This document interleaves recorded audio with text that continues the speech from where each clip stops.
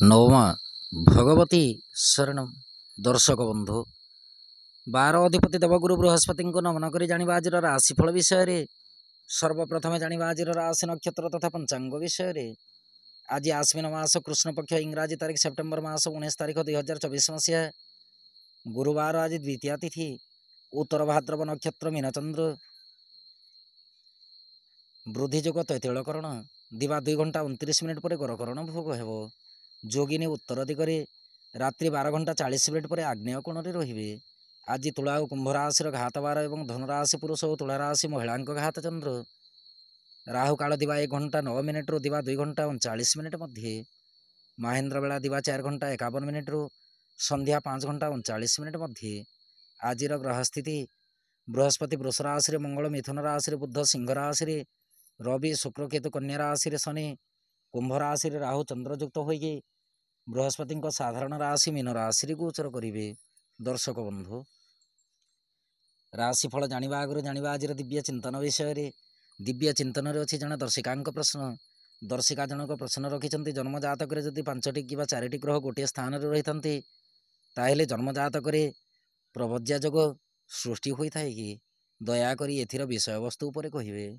दर्शक बंधु जन्म जातक संन्यास जोग ये भिन्नस्तर जोग ज्योतिष शास्त्र कहे कुलतुल्यम कुलश्रेष्ठम बंधुमान्यम धनम सखी क्रमान्नम समपो भुवम एकाद्यौ स्वगृही स्थित। दर्शक बंधु यही न्याय गोटे ग्रह बलवान हो जदि स्वगृह अवस्थान करें जन्मजात व्यक्ति कुलाचार कर्म करी जीवन जीविका निर्वाह करें। जदि 2टी ग्रह रही था कुलश्रेष्ठ, 3टी ग्रह रही बंधुपूज्य होता है। जन्म जातक 4टी ग्रह जदि रही था महाधनी जोग संघटित हुए। 5टी ग्रह रही संसार क्षेत्र समस्त सुख को जन्म जातक उपभोग करें। 6टी ग्रह जदि रही राजतुल्य सुख प्राप्ति करें। से प्रकार 7टी ग्रह जदि जन्म जातक गोटे राशि अवस्थान करें जात व्यक्ति राजकीय कर्म करी जीवन जीविका निर्वाह करने सहित मान्य गण्य व्यक्ति भाव परिचित होता है। जन्म जातक जदि 1 ରୁ ततोधिक ग्रह गोटे स्थान रहते ये अशुभ फल प्रदान करते। जदि स्वगृही ग्रह गोटे ग्रह रही ताले भी अत्यंत शुभ फल मिलता है। ये थिला आपणक प्रश्न। एवं आसतु जाना आज राशिफल विषय। राशिफलटी आपण चंद्र राशि पर आधारित। आपण जन्मकोष्ठी चंद्रमा जो राशि अवस्थान कर सी हूँ आपण चंद्र राशि व जन्म राशि। जदि आपण निजर जन्म राशि जानी ना प्रचलित नाम राशि अनुसार राशिफलटी देखिपारे। चंद्रमा आज 8 घंटा 4 मिनिट पर बुधंक नक्षत्र रे मीन राशि राहुयुक्त होगी गोचर करेंगे। फल मेष राशि ठारू मीन राशि पर्यंत द्वादश राशि उपर चंद्रमा क्यों प्रकार प्रभाव रुक्त विषय वस्तु उपर परिचित होगा। काल पुरुष चक्र प्रथम राशि मेष राशि। मेष राशि व्यक्ति विशेषों दिनटी चंद्रमा राशि ठारू द्वादश स्थान में गोचर करेंगे। फल कार्यक्षेत्र और व्यवसाय गतिरोध जोग सृष्टि हो। सरकारी बेसरकारी कर्म को लेकिन अशुभ सूचना परिलक्षित हुए। दाम्पत्य और प्रेम संपर्क आद्य शुभदायक नुहे। आर्थिक स्थिति प्रति अनुध्यान रखु। स्वास्थ्य शरीर मध्यम उत्तम रत्रापाई दिनटी मध्यम फलदायक। विद्यार्थी और महिला मान कार्यक्षेत्र में अल्प मात्रा आश्वस्ति लाभ करेंगे। आपण शुभ रंग आज गोलापी वर्ण रंग शुभ अंक 8। आपण आज ओं नमो भगवते वासुदेवाय नमः यही मंत्र को पठन करंतु दिनटी अत्यंत सुखद वृष राशि व्यक्ति विशेषों दिनटी चंद्रमा राशि ठार एकादश स्थान में गोचर करेंगे।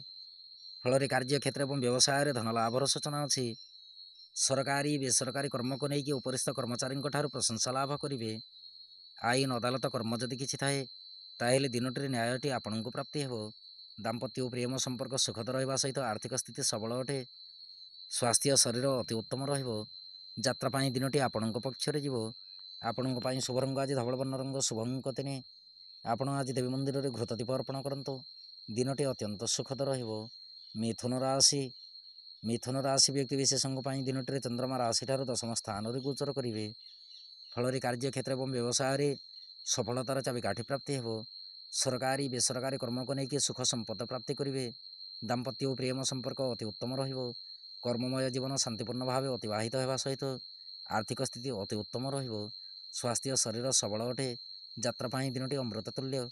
विद्यार्थी और महिला मान कार्यक्षेत्र में परम शांति अनुभव करेंगे। ଆପଣଙ୍କ ପାଇଁ ଶୁଭରଙ୍ଗ ଆଜି ଚିତ୍ରବର୍ଣ୍ଣ ରଙ୍ଗ ଶୁଭଙ୍କର। ଆପଣ ଆଜି କ୍ଳିଂ କୃଷ୍ଣାୟ ଗୋବିନ୍ଦାୟ ଗୋପୀଜନ ଉଲ୍ଲଭାୟ ରାଧାକୃଷ୍ଣାୟ ନମୋ ଭଗବତେ ବାସୁଦେବାୟ ନମଃ ଏହି ମନ୍ତ୍ରକୁ ପଠନ କରନ୍ତୁ। ଦିନଟି ଅତ୍ୟନ୍ତ ସୁଖଦ ରହିବ। କର୍କଟ ରାଶି। କର୍କଟ ରାଶି ବ୍ୟକ୍ତିବିଶେଷଙ୍କ ପାଇଁ ଦିନଟିରେ ଚନ୍ଦ୍ରମା ରାଶିଠାରୁ ନବମ ସ୍ଥାନରେ ଗୋଚର କରିବେ। ଫଳରେ କାର୍ଯ୍ୟକ୍ଷେତ୍ର ଏବଂ ବ୍ୟବସାୟରେ ନୂତନ କର୍ମରେ ମତି ଧାବନ ହେବ। ସରକାରୀ ବେସରକାରୀ କର୍ମକୁ ନେଇକି ଆଶ୍ୱସ୍ତି ଲାଭ କରିବା ସହିତ ପ୍ରଶଂସାର ପାତ୍ର ହେବେ। ଦାମ୍ପତ୍ୟ ଓ ପ୍ରେମ ସମ୍ପର୍କ ଅତି ଉତ୍ତମ ଅଟେ। ପ୍ରେମ ସମ୍ପର୍କକୁ ନେଇକି ନୂତନ ଅନୁଭୂତି ଜାଗ୍ରତ ହେବ। ଆର୍ଥିକ ସ୍ଥିତି ଦୁର୍ବଳ ରହିବା ସହିତ ମନ ଭିତରେ ଅଶାନ୍ତିର ବାତାବରଣ ଅଳ୍ପ ମାତ୍ରାରେ ରହିପାରେ। ସ୍ୱାସ୍ଥ୍ୟ ଶରୀର ଅତି ଉତ୍ତମ ଅଟେ। ଯାତ୍ରା ପାଇଁ ଦିନଟି ଅତ୍ୟନ୍ତ ସୁଖଦ ରହିବ। ବିଦ୍ୟାର୍ଥୀ ଓ ମହିଳାମାନେ କାର୍ଯ୍ୟକ୍ଷେତ୍ରରେ ଧର୍ମ କାର୍ଯ୍ୟରେ ମତି ଧାବନ କରିବେ। ଆପଣଙ୍କ ପାଇଁ ଶୁଭରଙ୍ଗ ଆଜି ସିନ୍ଦୁରବର୍ଣ୍ଣ ରଙ୍ଗ ଶୁଭଙ୍କ ପାଞ୍ଚେ। ଆପଣ ଆଜି ରାମରକ୍ଷା ସ୍ତୋତ୍ର ପାଠ କରନ୍ତୁ। ଦିନଟି ଅତ୍ୟନ୍ତ ସୁଖଦ ରହିବ। ସିଂହ ରାଶି। ସିଂହ ରାଶି ବ୍ୟକ୍ତିବିଶେଷଙ୍କ ପାଇଁ ଦିନଟିରେ ଚନ୍ଦ୍ରମା ରାଶିଠାରୁ ଅଷ୍ଟମ ସ୍ଥାନରେ ଗୋଚର କରିବେ। ଫଳରେ କାର୍ଯ୍ୟକ୍ଷେତ୍ର ଏବଂ ବ୍ୟବସାୟରେ ଦୁର୍ଘଟଣା ଭୟ ରହିପାରେ। ସରକାରୀ ବେସରକାରୀ କର୍ମକୁ ନେଇକି ତରତର ନିଷ୍ପତ୍ତି ନିଅନ୍ତୁ ନାହିଁ। ଦାମ୍ପତ୍ୟ ଓ ପ୍ରେମ ସମ୍ପର୍କକୁ ନେଇକି ସୁଖହାନିର ସୂଚନା ଅଛି। ଆର୍ଥିକ ସ୍ଥିତି ଦୁର୍ବଳ ରହିପାରେ। ସ୍ୱାସ୍ଥ୍ୟ ଶରୀର ପ୍ରତି ଧ୍ୟାନ ରଖନ୍ତୁ। ଯାତ୍ରା ପାଇଁ ଦିନଟି ଆଦ୍ୟ ଶୁଭଦାୟକ ନୁହେଁ। ବିଦ୍ୟାର୍ଥୀ ଓ ମହିଳାମାନେ କାର୍ଯ୍ୟକ୍ଷେତ୍ରରେ ଅନ୍ୟ ଉପରେ ନିର୍ଭରଶୀଳ ରହିବେ। ଆପଣଙ୍କ ପାଇଁ ଶୁଭରଙ୍ଗ ଆଜି କେଶରବର୍ଣ୍ଣ ରଙ୍ଗ ଶୁଭଙ୍କ ସାଥେ। ଆପଣ ଆଜି ବିଷ୍ଣୁ ଚରଣାମୃତ ସେବନ କରନ୍ତୁ। ଦିନଟି ଅତ୍ୟନ୍ତ ସୁଖଦ ରହିବ। କନ୍ୟା ରାଶି। କନ୍ୟା ରାଶି ବ୍ୟକ୍ତିବିଶେଷଙ୍କ ପାଇଁ ଦିନଟିରେ ଚନ୍ଦ୍ରମା ରାଶିଠାରୁ ସପ୍ତମ ସ୍ଥାନରେ ଗୋଚର କରିବେ। ଫଳରେ କାର୍ଯ୍ୟକ୍ଷେତ୍ର ଏବଂ ବ୍ୟବସାୟରେ ବନ୍ଧୁ ଲାଭର ସୂଚନା ଅଛି। ସରକାରୀ ବେସରକାରୀ କର୍ମକୁ ନେଇକି ବହୁତ ଦିନରୁ ଅଟକି ରହିଥିବା କର୍ମ ସମ୍ପାଦନ ହେବ। ଦାମ୍ପତ୍ୟ ଓ ପ୍ରେମ ସମ୍ପର୍କ ଅତି ଉତ୍ତମ ରହିବ। ପ୍ରେମ ସମ୍ପର୍କକୁ ନେଇକି ଦୂରଯାତ୍ରାର ସୂଚନା ପରିଲକ୍ଷିତ ହୁଏ। ଆର୍ଥିକ ସ୍ଥିତି ସବଳ ରହିବ। ସ୍ୱାସ୍ଥ୍ୟ ଶରୀର ପ୍ରତି ଅଳ୍ପ ମାତ୍ରାରେ ଧ୍ୟାନ ରଖନ୍ତୁ। ଯାତ୍ରା ପାଇଁ ଦିନଟି ସୁଖଦ ଅଟେ। ବିଦ୍ୟାର୍ଥୀ ଓ ମହିଳାମାନେ କାର୍ଯ୍ୟକ୍ଷେତ୍ରରେ କର୍ମଚଞ୍ଚଳ ରହିବେ। ଆପଣଙ୍କ ପାଇଁ ଶୁଭରଙ୍ଗ ଆଜି ଚିତ୍ରବର୍ଣ୍ଣ ରଙ୍ଗ ଶୁଭଙ୍କ ଏକ। ଆପଣ ଆଜି ରାମରକ୍ଷା ସ୍ତୋତ୍ର ପାଠ କରନ୍ତୁ। ଦିନଟି ଅତ୍ୟନ୍ତ ସୁଖଦ ରହିବ। ତୁଳା ରାଶି। ତୁଳା ରାଶି ବ୍ୟକ୍ତିବିଶେଷଙ୍କ ପାଇଁ ଦିନଟିରେ ଚନ୍ଦ୍ରମା ରାଶିଠାରୁ ଷଷ୍ଠ ସ୍ଥାନରେ ଗୋଚର କରିବେ। ଫଳରେ କାର୍ଯ୍ୟକ୍ଷେତ୍ର ଏବଂ ବ୍ୟବସାୟରେ ନିର୍ବିଘ୍ନରେ କର୍ମ ସମ୍ପାଦନ ହେବ। ମିଳିତ ବ୍ୟବସାୟକୁ ନେଇକି ଆକସ୍ମିକ ଧନପ୍ରାପ୍ତିର ସୂଚନା ଅଛି। ସରକାରୀ ବେସରକାରୀ କର୍ମକୁ ନେଇକି ଶତ୍ରୁ ପକ୍ଷରୁ ସଦାସର୍ବଦା ନିବୃତ୍ତ ରୁହନ୍ତୁ। ଦାମ୍ପତ୍ୟ ଓ ପ୍ରେମ ସମ୍ପର୍କ ଅତି ଉତ୍ତମ ଅଟେ। ଆର୍ଥିକ ସ୍ଥିତି ସବଳ ରହିବା ସହିତ ସ୍ୱାସ୍ଥ୍ୟ ଶରୀର ମଧ୍ୟ ସବଳ ଅଟେ। ଦିନଟିରେ ପରିବାର ମଧ୍ୟ ମାଙ୍ଗଳିକ କର୍ମ ହୋଇପାରେ। ଯାତ୍ରା ପାଇଁ ଦିନଟି ଅତି ଉତ୍ତମ ରହିବ। ବିଦ୍ୟାର୍ଥୀ ଓ ମହିଳାମାନେ କାର୍ଯ୍ୟକ୍ଷେତ୍ରରେ ଦ୍ରବ୍ୟ ଲାଭର ସୂଚନା ନିଶ୍ଚିତ ରୂପେ ଲକ୍ଷ୍ୟ କରିବେ।